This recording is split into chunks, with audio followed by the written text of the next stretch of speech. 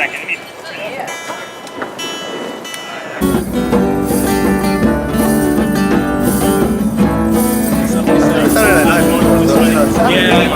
I just got used to it.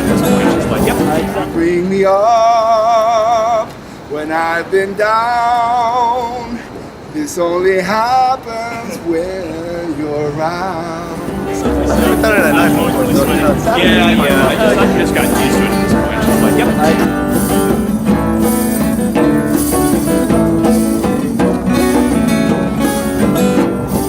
Alright, I hope you enjoy.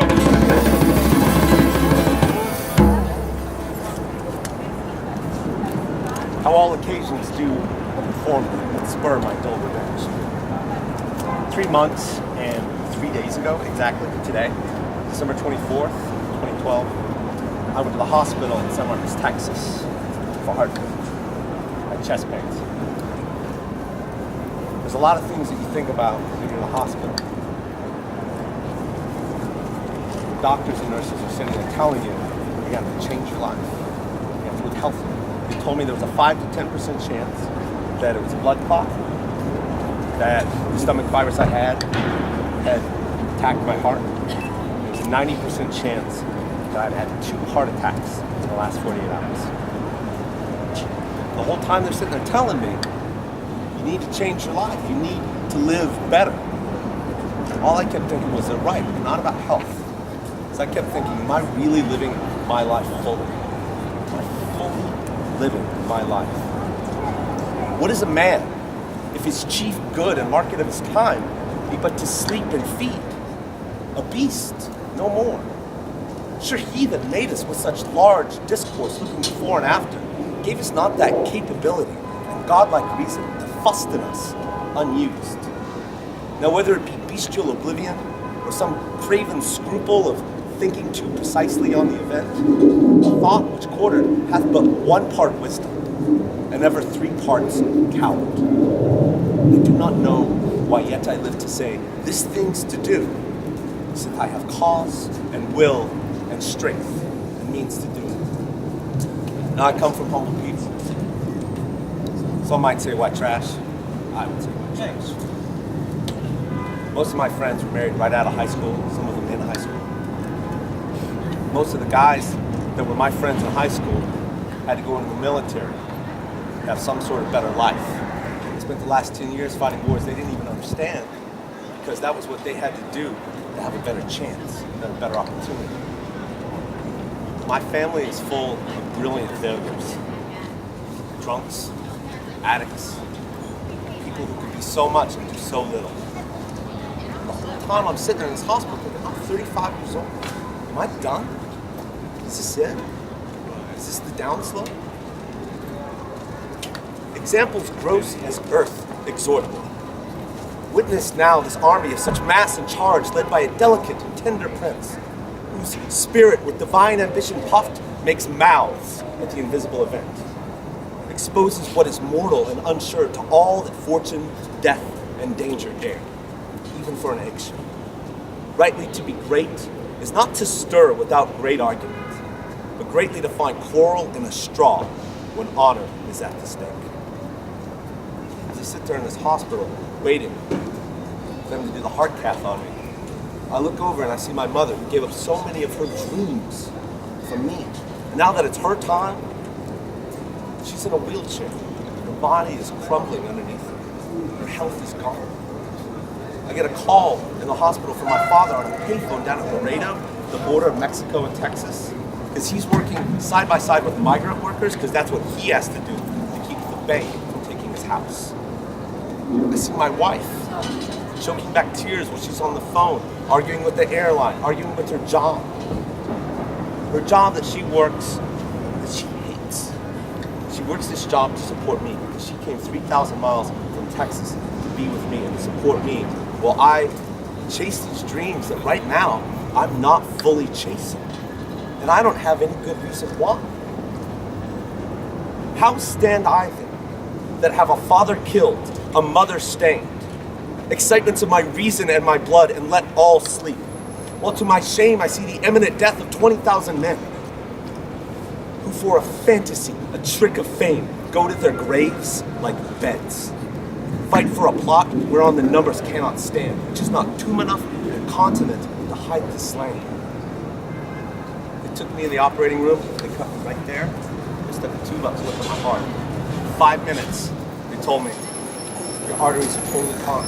You didn't have a heart attack. Might have been the blood clot, might have been the virus. We don't know what it was, but I know what it was. I know exactly what it was. It was awakened. And let all my thoughts be bloody. From this time forth, will be nothing worth.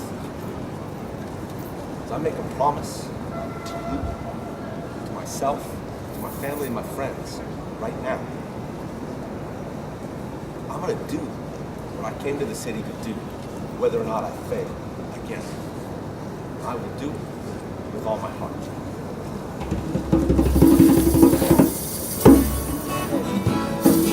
How all occasions do inform against me and spur my Dover veins. What is a man if his chief good and market of his time but to sleep and feed a beast no more? Sure, he that made us with such large discourse looking before and after, gave us not this capability and godlike reason to fust in us unused. Now, whether it be bestial oblivion, or some craven scruple of thinking too precisely on the event, a thought which courted hath but 1 part wisdom, and 3 parts coward.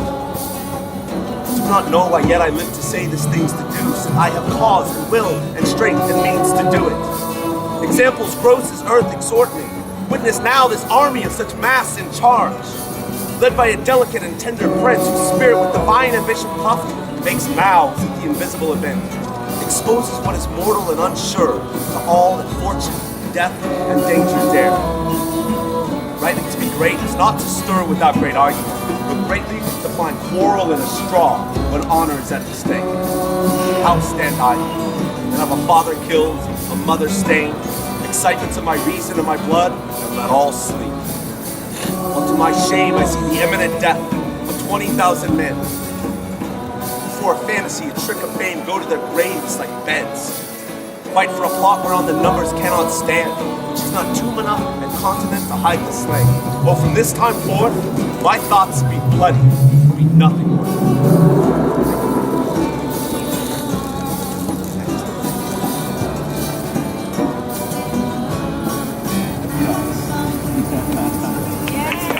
Yeah.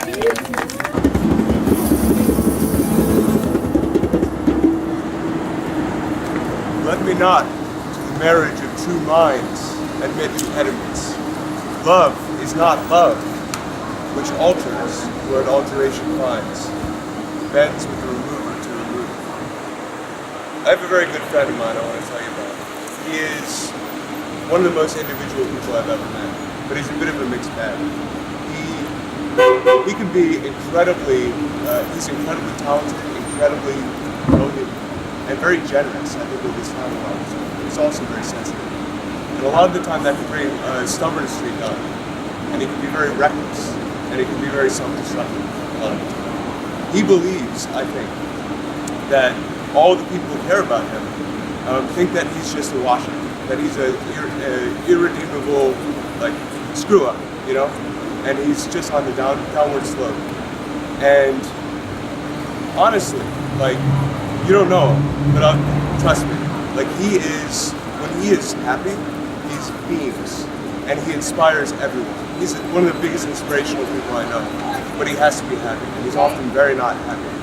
And the thing is, like, it frustrates me, because the only thing I want for him, partly it's selfish, yes, but the only thing I want for him is for him to be happy. Because I know it's where his best attributes really shine through. And when he's not happy, it's where he becomes self-destructive, reckless, goes out drinking every night, comes home sometimes with a black eye. So I also know that he is what he is, you know, and he's all of it. Now, as far as I'm concerned, I don't feel like I can really love him for just half of it, you know? I can't love him for the more pleasant consequences of his individuality. I have to love him for all of it. On his terms, not mine. Oh no, it is an ever-fixed mark that looks on tempests and is never shaken. It is the star to every wandering bark, whose worths I know, although his height be taken. Now, if I were to speak directly to him right now, I would tell him this. I would say, you are very important for so many reasons. And I just want you to see those reasons. But you're not important for being a screw-up, or for being alone, or for being a hopeless romantic. Because really, at the end of the day, the whole world, every single person on Earth is a hopeless romantic, is screwed up, doesn't know what they're doing. We're all wandering bards without a compass. There's no instruction manual. And so that makes us all vulnerable. And I think that that is the only reason to love another person. For vulnerability and out of vulnerability. And so when I stand before you and give you help, give you advice, or extend my love to you, I'm not doing it because I know better than you who you are, or because I'm in a position of power. It's because I'm vulnerable, because I need you. But I also have to extend my gratitude to you, because I know love isn't easy. When it comes down to it, love is one of the hardest accomplishments in this world.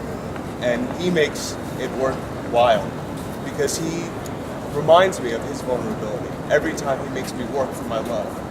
And he reminds me of my own vulnerability. He is definitely worth it. Love is not time's fool. Though rosy lips and cheeks within his bending sickle's compass come, love alters not with his hours and weeks, but bears it out even to the edge of doom. Now there's this joke we have about this friend. He's like a cat. He has 9 lives. Seriously, he not always, but a lot of the time he lands on his feet, comes in barely with a scratch. But the thing is, there's got to be an end to it somewhere. All of this reckless behavior, 9 lives isn't 10 lives, isn't 11 lives, and there's this worry among all of his friends that one day he'll get into too much trouble, and his recklessness will catch up with him, and he won't come back. Now, I think, a lot of the time he expresses to me this death wish that he has. He recently took me aside and he told me that when he's done, when he's no longer capable of performing manual labor, he's going to take himself off into the woods and do away with himself, to release us all of the burden of his friendship. And that's a hard pill to swallow. But I understood in that moment that he's serious. And there may come a time when I'll have to bury him. Now, I would love to write his eulogy, because he's a very interesting guy. As much as I would love to write his eulogy, I would love not to have to write his eulogy and bury a friend of mine and outlive him. But at the same time, I also understand that you can't tell another person how to live, and you can't tell another person how to die. They have to live on their own principles and die by their own principles. And especially such a guy like this. So if this be error, then it can't be proved, then I never win. No man ever lived. My last request to this friend: please forgive me for loving you the way I do, for caring about you, for wanting to help you, for my vulnerability. And please, more importantly, allow me to forgive you for your vulnerability. And that, I think, is unconditional love. If it's not, I'm mistaken all my life.